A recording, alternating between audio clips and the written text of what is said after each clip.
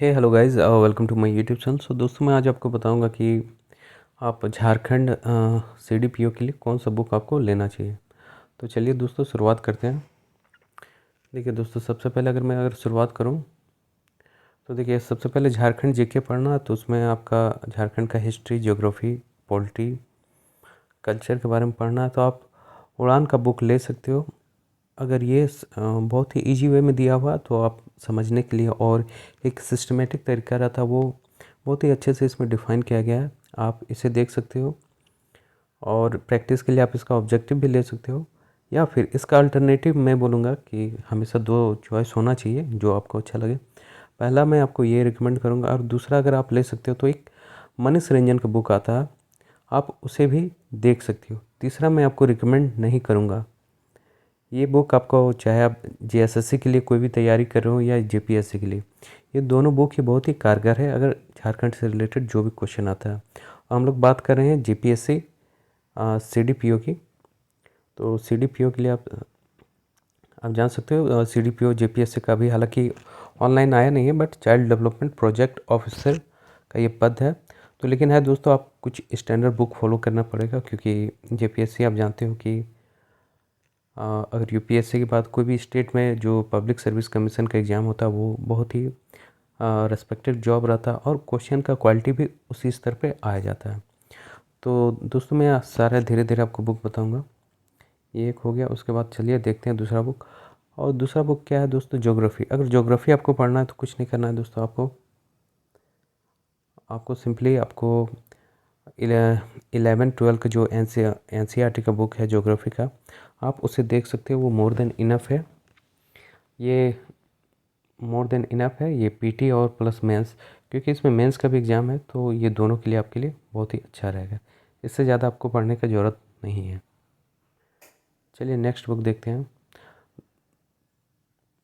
दोस्तों। उसके बाद है कि आप अगर डीपली अगर पढ़ना चाहते हो, देखिए ल्यूसेंट का भी बुक आता है कि उसमें आपको सारा हिस्ट्री, ज्योग्राफी, हिस्ट्री का सारा मिल जाएगा आपको।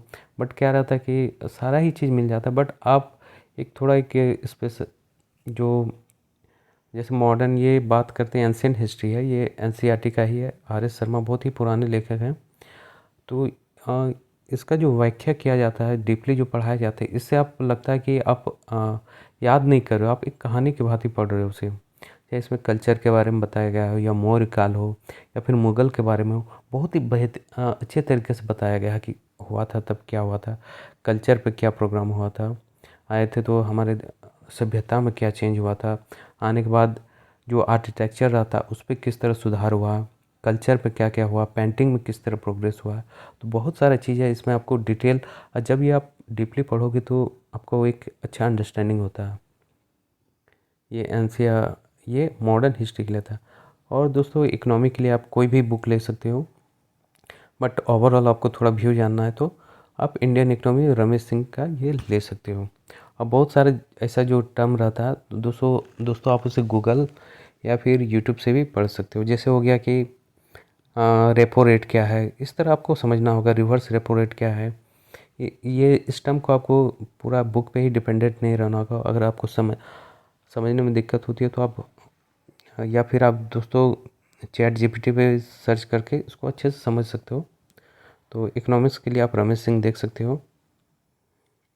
पॉलिटी के लिए दोस्तों आप सुना ही होगा, लक्ष्मीकांत बहुत ही फेमस बुक है। इससे अगर आप पढ़ लो तो पॉलिटी के लिए आपको चाहे पीटी या मेंस हो, और कोई बुक देखने का ज़रूरत नहीं है। उसके बाद देखिए दोस्तों, मॉडर्न हिस्ट्री के लिए आंख बंद करके आप स्पेक्ट्रम का बुक ले लीजिए। मॉडर्न हिस्ट्री के लिए स्पेक्ट्रम, इससे बाहर कुछ नहीं आ सकता है। और देखिए दोस्तों, 100% अगर क्वेश्चन नहीं भी आता है तो आपको एक चीज़ जानना है कि कटअप कहीं भी मोर देन 60 to 65% भी नहीं जाता है। तो आपको 100 आपको क्वेश्चन बनाना भी नहीं है। किसी भी एग्जाम में से अगर यूपीएससी का या पीटी या मेंस की बात करो तो वो 50% से ज़्यादा नहीं जाता है। तो देखिए, हर एक क्वेश्चन वो पॉसिबल नहीं है, चाहे हिस्ट्री या ज्योग्राफी, कुछ कुछ क्वेश्चन तो आ ही जाते हैं। तो बट आप है जान लो कि आपको 90% कोई भी इससे बाहर आना है नहीं। तो मॉडर्न हिस्ट्री के लिए स्पेक्ट्रम। और हालांकि ये एंशिएंट और मेडिवल, सत्यचंद, ये डीप एक थोड़ा डिटेल में है, तो अगर आपके पास समय है तो फॉलो कर सकते हो। अगर दोस्तों आपके पास समय नहीं है तो इसका भी मैं उपाय बता देता हूँ। एंशिएंट और मेडिवल के लिए आप तमिलनाडु के एनसीईआरटी बुक ले सकते हो 11 का, उसे आप फॉलो कर सकते हो। तो आपको एक्स्ट्रा पढ़ने की ज़रूरत नहीं है, आप तमिलनाडु के एनसीईआरटी पढ़ लो अगर आपके पास समय नहीं है, जो मैंने बुक मेंशन किया है। और दोस्तों देखिए यहाँ पे सीडीपीओ पे क्या है, 2 बुक आपको पढ़ना है। 2 बुक जिसमें बाकी ऑप्शनल भी लेना है आपको, चाहे साइकोलॉजी ले सकते हो और लेबर, बहुत सारा 4 सब्जेक्ट डिफाइन किया है, बट मैं आपको जो मुझे जिसमें अच्छा जानकारी है उसके लिए मैं आपको बता रहा हूँ। तो दोस्तों अगर आप झारखंड सीडीपीओ पे अगर आपका साइकोलॉजी ऑप्शन है, साइकोलॉजी अगर लेना चाहते हो तो उसके लिए सब आपको कुछ नहीं करना है। पहला आप ये बुक ले सकते हो, उसका नाम है साइकोलॉजी का, बैरन एंड मिश्रा का, ये बुक आप फॉलो कर सकते हो। और दूसरा बुक मैं आपको बता दे रहा हूँ, ये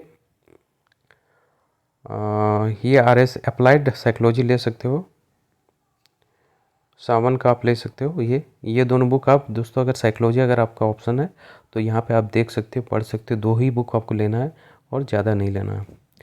तो और करंट अफेयर के लिए दोस्तों आप कोई भी ले सकते हो, एडुटेरिया, एसपीडी, डीएसपी की पाठशाला, बहुत सारा। तो यूट्यूब से भी कर सकते हो या कोई बुक ले सकते हो। तो चलिए दोस्तों, वीडियो देखने बहुत बहुत धन्यवाद। आपका दिन शुभ हो, मंगलमय हो।